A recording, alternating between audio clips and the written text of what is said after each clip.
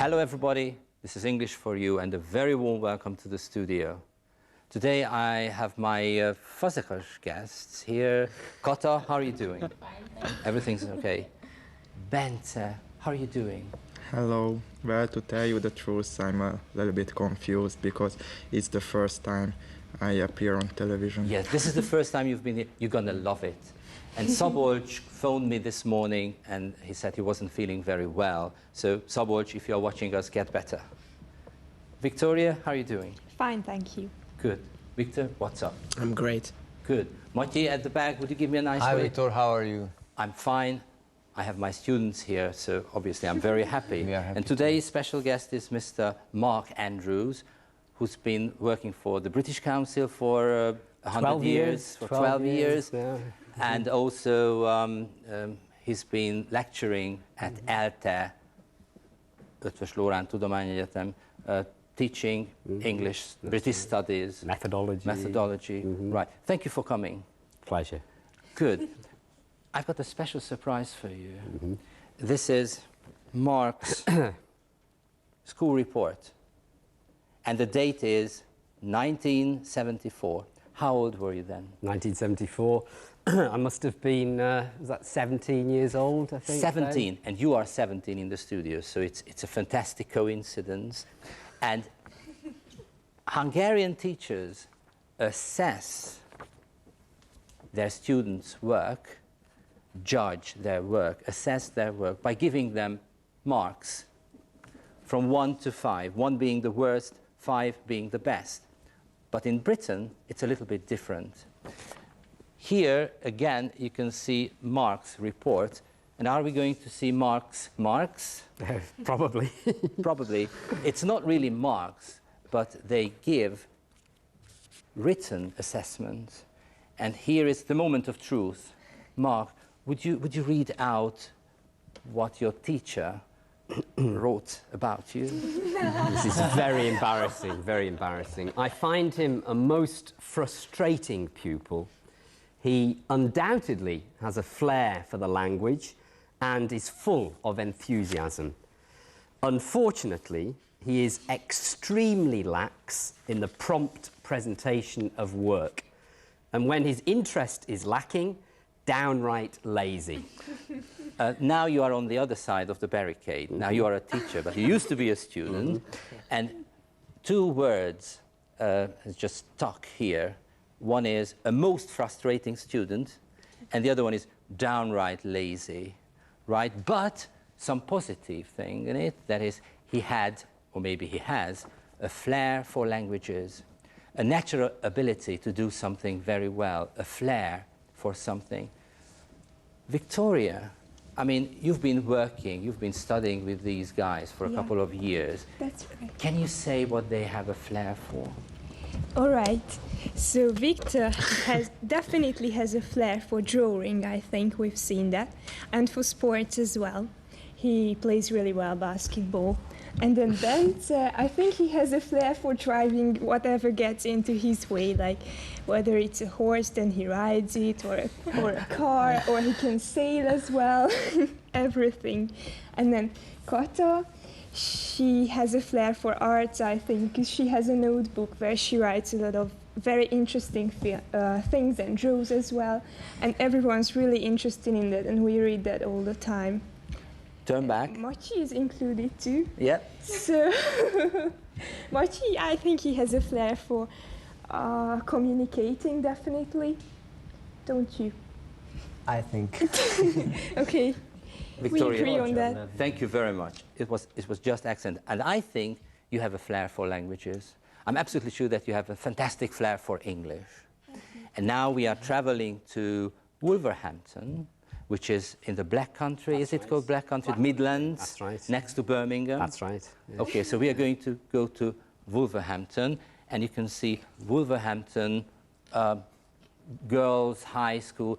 Did you attend this school? Well, no, actually. I didn't go to the girls' high school, no. But my sister did. Oh, yes, so there's some relation. Very, very good. Yes. And now you're going to meet a lovely girl, and her name is Roberta. Roberta, she's going to come up pretty soon. Roberta, year 7 What does that mean, Mark? Year 7, how old is she? Year 7, so she'd be what? She'd be 13, I think. Around that, 13, yeah? right. Mhm. Yes, you can see Roberta here, and she's going to talk. And group 1, Maki, you belong to group 1. Okay. First, she's going to talk about a subject. What is the subject she's describing? Group 2, she's going to talk about languages. By the end of year 8, how many languages will Roberta have studied? What a beautiful future perfect. Okay, good. So could we have the tape, please? You know, well, we do lots of pictures. Again, it's lots of different things. We've had to do a colour wheel showing all the primary colours and the colours go out from them. And we've done pictures. We're doing impressionism at the moment.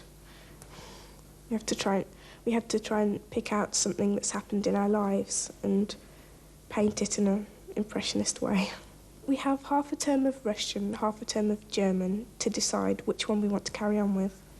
I decided to do Russian, and I really enjoy Russian because it's something different and it's not something you'd be able to do every day otherwise. We also do Latin, and next year we do French. Right. Bente, what do you think the subject was? Maybe painting. Yeah, drawing, painting, art. Mark, what do you think it was? Yeah, probably arts. Art, yeah. right, sort of painting in an impressionist way. Congratulations, that's correct. And what about the languages, Victor? I could catch Latin, French, German, Russian, 4 languages. and of course English. And 4 languages, and she is just 13. Do you think it's a good system to introduce 4 languages? That maybe that's why British people can't really speak foreign languages. It seems a lot to me, that, yes. It's a little bit overwhelming. I mean, just think about 4 languages. So perhaps it's not the best system in the world. Okay, sorry to say that. Right. By the way, how many languages have you studied? I studied French and German at school. There was a little bit of Italian, but I wasn't very good at that. And then at university, I did Serbo-Croat. And then I studied Czech, and I've picked up bits of Hungarian. So. Yeah. Ukončete, prosím, 2 zavěrání. What kind of languages? Yeah, Czech. Yes, Czech. yeah. Okay. So are you interested in the structure of languages? That's why you've studied so many languages? Well, I like learning languages to meet lots of people. I think it's a great thing to go to countries, to find out about other lifestyles, other cultures. Is it okay if I say that you're more interested in cultures and people than the structure of the language? Yes, than in prepositions and suffixes and things like this. I think getting to know people and how people lead their lives is a lot more interesting than that. I think that leads us to a project you've been working on for a couple of years now, and we're going to see it here.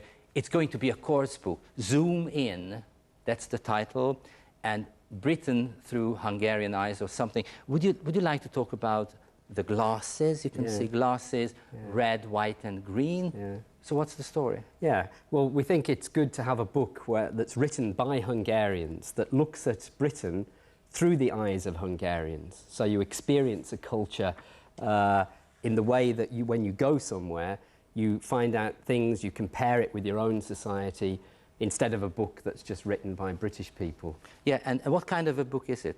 Course book? Well, it's a course book. It can be used as a course. It's a journey through Britain, through the southwest, where people visit schools and they stay in host families. Would you recommend it to beginners? No, I mean, this is a book for intermediate to upper intermediate, yeah. So people like you. Good. And now we're going to have a map from the book, and I would like you to talk about the story, the birth of the idea. Okay? Yeah, I mean, I came over to Hungary 5 years ago and worked on a summer school at Balaton-Almádi, and then I worked with teachers for 2 years and decided it would be a good idea to go to Britain to have a journey. We went to the southwest, a very beautiful part, lots of nice beaches there, and we visited Bristol, where we went to a school where there were lots of Asian students, lots of black students, and then the students also got to know other parts of Britain that they met. People talked about the Midlands, they talked about the southeast. Thank you very much. And the group took photographs, lots of photographs, photographs of things they found surprising, confusing, or frustrating. And here you can see this page with lots of photos. And I've chosen 3 photos. Could I have the first photo? And I would like you to guess why it was frustrating or surprising. First of all, what is it? Kata. I guess it might be a teapot or something. I don't know really. And why do you think it is in the book? Because they didn't know it either. What, they didn't know Yeah. what it was? Yeah. Right. Victoria? It could be because of the electricity, because they usually call your attention that you shouldn't really use your electric gadgets because they don't have the same electricity as we do. Okay, thank you very much. Could I have the second picture, please? Bente, what can you see in the picture? Oh. Can you make it out? Yes, but not really. Where do you think this object is? In the bathroom. You maybe. got it. And the name for it is basin, wash basin, or wash basin. And what would you call these 2 things? Let me help you. Taps. Taps, yeah. Why do you think it is in the book? Again, okay, Kata. Because the 2 taps are on the 2 different sides of this something. So what? In Hungary, they are closer to each other. Yes, You Victoria? can really mix the water, so it comes separated, and you either have really hot water or really cold. And I think it's very strange. Right, okay. And could I have the last picture, please? Victor, would you like to talk about it? Poop scoop area. I don't know, in Hungary we don't have areas where, I don't know, dogs, you walk the dog and you pick its Up the mess. mess. Excellent word. Good. And now the students there, or the teachers rather, kept a diary. And now here are 3 diary extracts to match with those 3 photographs. So here's one for you. Here's one for you. And this is one for you. And would you look at the 3 photographs, and if you think you have the matching extract, would you put up your hand if you know what it is? Victoria, I think you are okay. Yeah. So which no, one do you think it's is the yours? basin. Wash basin. Would you read Yes. out what it is? I had difficulties getting used to using the separate hot and cold taps.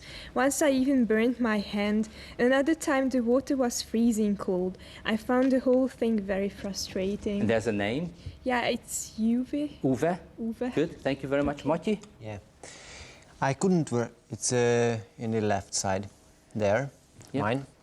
I couldn't work out why the water didn't boil in the electric kettle because I didn't realize that you had to switch on the plug to make it work. That's really odd for a Hungarian. Thank you very much. Your pronunciation is very beautiful. And now the last one, Bence, would you read it out? Only the please? 3rd one left. It was unusual for me to see signs which designate places where you have to clean up after your dog. You can even be fined a lot of money if you leave the mess on the ground. Thank you very much. Is it a very characteristic task, activity in the book? Yes, we have lots of tasks where students have to look at the things in the other culture. So they look at Britain and they find things that are odd or frustrating, and then they compare them with Hungary, with their own society. Yes, so comparing, contrasting. Yes. Mark, you've been living in Hungary for more than 4 years. Did you find anything surprising here or frustrating? Yeah, I guess it's a bit frustrating on zebra crossings because in Britain, usually when you wait at a zebra crossing, a car will stop. And I've had many experiences where I'm halfway across a zebra crossing and the cars don't stop. And it's been a bit frustrating. At times, I've even banged the car because I've been annoyed. I've had people shouting at me, you know, and it's been a bit difficult. But that's one thing that I must admit, found a little frustrating. Yes, zebra crossing. So, yes. Yeah. But you made it. I'm here. I'm still here. Okay. Now it's going to be about unit, because in the book there are units. Now it's going to be unit 7 about exams, and the first exam is going to be this. Anybody can spell this word, Victor, please? GCSE. GCSE. Oh, yes, thank you very much. Got any idea what it might mean? This is an abbreviation. What do you think it stands for? No idea. I'm very happy. So it stands for, and it's going to be here pretty soon.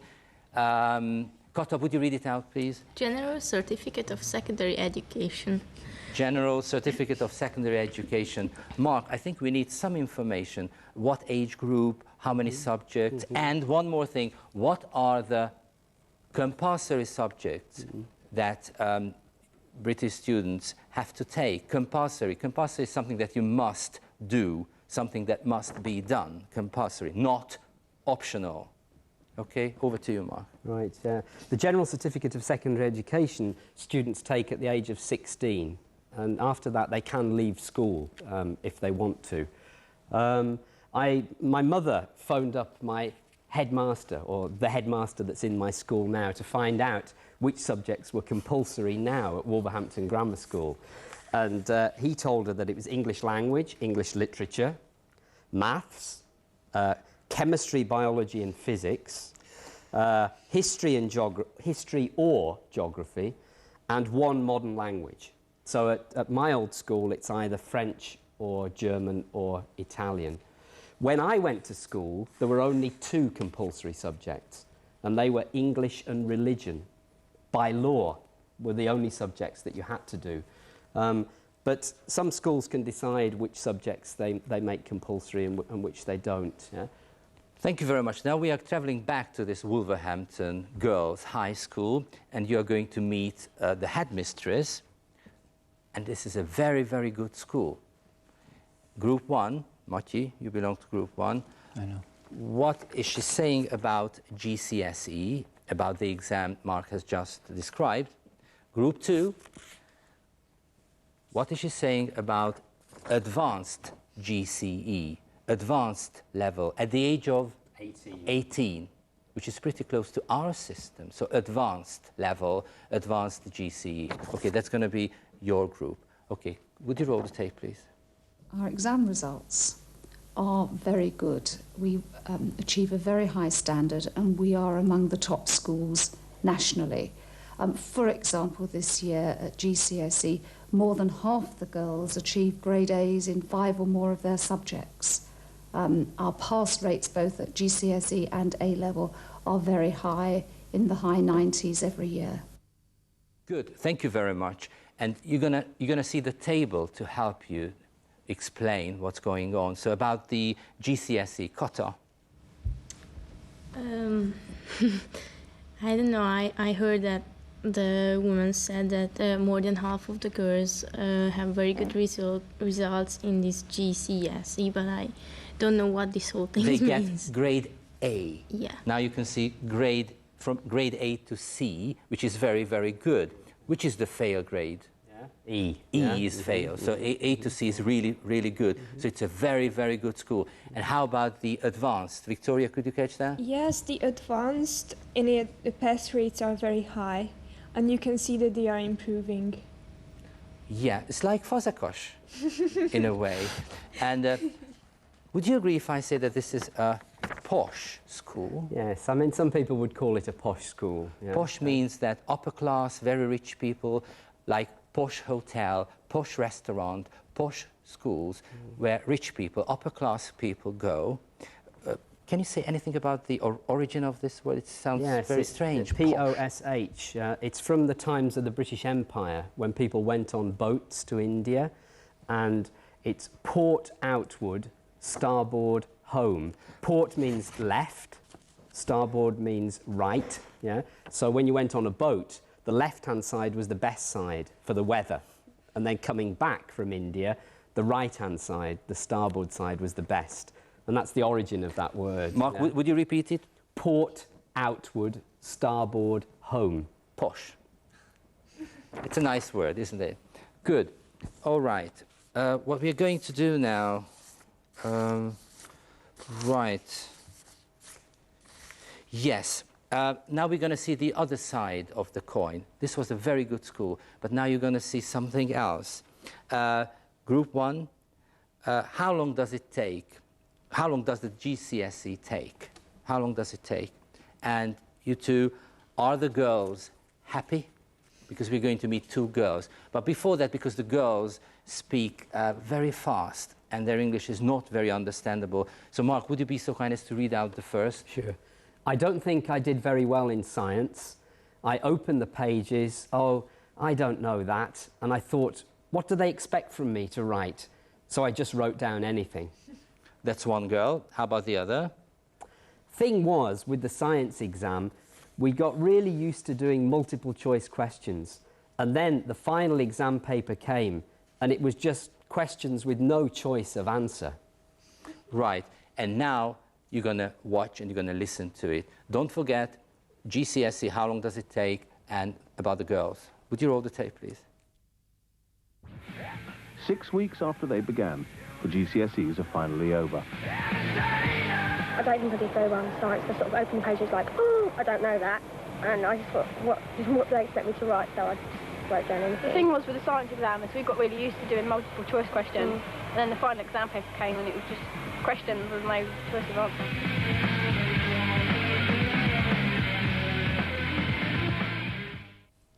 Right. Kota. 6 weeks. 6 weeks. So you have to wait for the results. Long time. Long yeah. time. It's a very long time, isn't it? It's like the language examination in Hungary. And what about the girls, Victor? They are don't really happy because they are a bit disappointed because they prepared for something else. Yes, excellent. And you can see this tie burning, which is not a very good sign. I mean, it means that you're not very happy, or you just get rid of something you really hated. And the title of this unit in your book, in Zoom In, is Death of the Tie.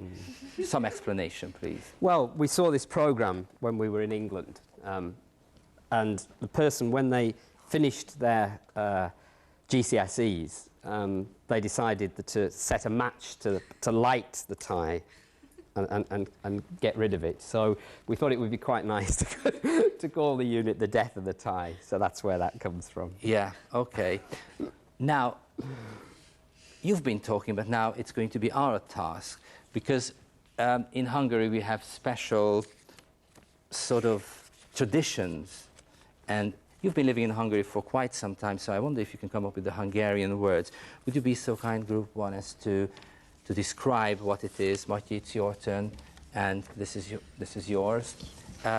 Kota, what is it? Well, actually in Hungary there are 4 grades, and when the senior class leaves the school, the younger grades decorate the whole school, and then the 4th graders, they march through the school and the corridors, and they receive bunches of flowers and presents. Excellent, Kota. What's the word for it? The balogash. Thank you very much. Matyi? You have to do this exam at the end of the secondary education. The facts are mathematics, literature and grammar, 1 foreign language, and a subject what you choose. And you have a written and an oral exam. And at the oral... He's happy. You know the answer? Sorry for interrupting you. Erecsegi. Yeah. No? Cool. That's fantastic. Thank you very much. Yeah. And Victoria, please. If you happen to have some teachers you really liked in the course of the 4 years, you just visit them, and the whole class stands in front of the flat or the place of the teacher and they sing a song, and if they are lucky they are invited in. You know the word? Oh, I did, you know. 1, 2, 3. Serenade. Okay. Mark, thank you very much for coming again. And right. I think I'm going to invite you for another show with another topic. Thanks again. And see you next week. It's going to be, again, English for you, something interesting. Bye-bye.